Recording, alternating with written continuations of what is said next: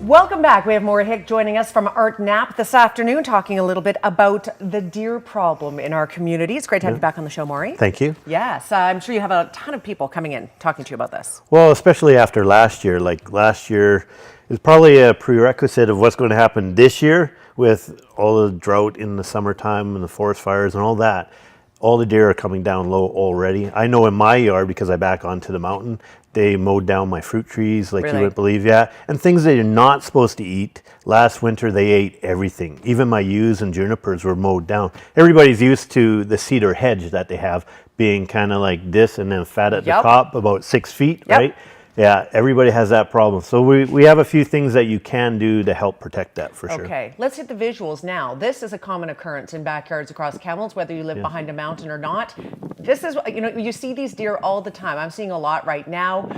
They're hungry and they're looking to get that fruit off the bottom 6 feet of the tree, as you mentioned, Maury. Standing up. There she is, coming up on her haunches. So what do you do about it? You know, you don't want to hurt them necessarily, but you do want to perhaps save some of your hard work around the yard. Exactly, and there's some prized possessions in your yard that you want to protect.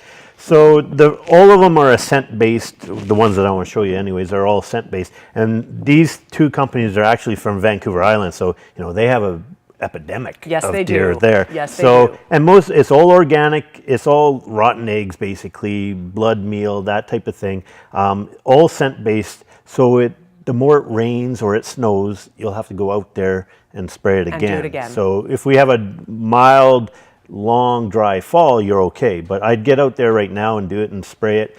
Yeah, you're going to have to wash your hands even just touching the bottle after it really comes off. Yeah. So what are the main ingredients? Like you were saying, it's blood meal. It's things that deer just don't want to smell. Yeah, it's like somebody's forgot to take the garbage out for a while. So no, but if you look in there, it's egg yolks and things like that. Yes. So anything with a scent can really, really work.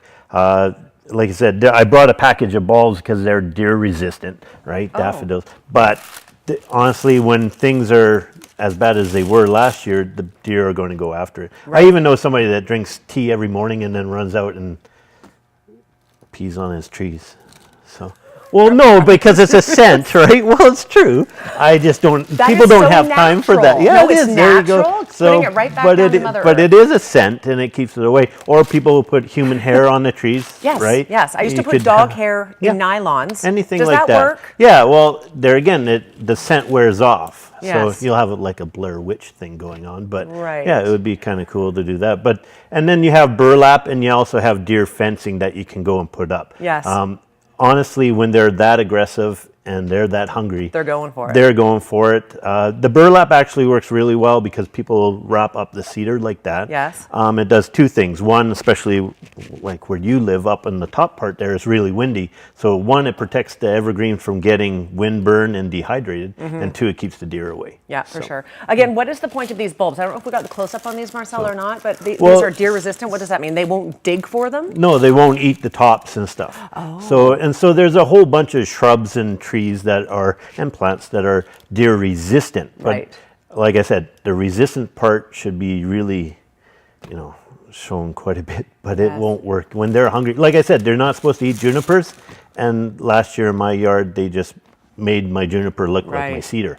So it's really bad. And then, you know what? They took all my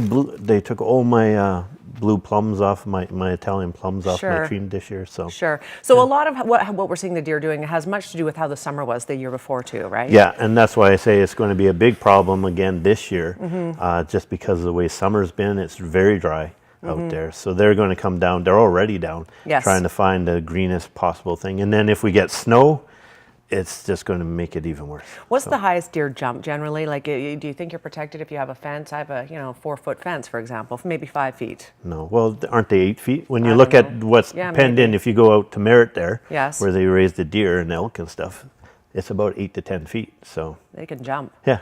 So if they're hungry, they're hungry. You can go and try these things, but you have to be militant after they rain. You can also just drink tea and head out to your yards, right, Maury? Your neighbors may kind of call somebody. Depends on how high your fences are. Thank you for being here. Thank you.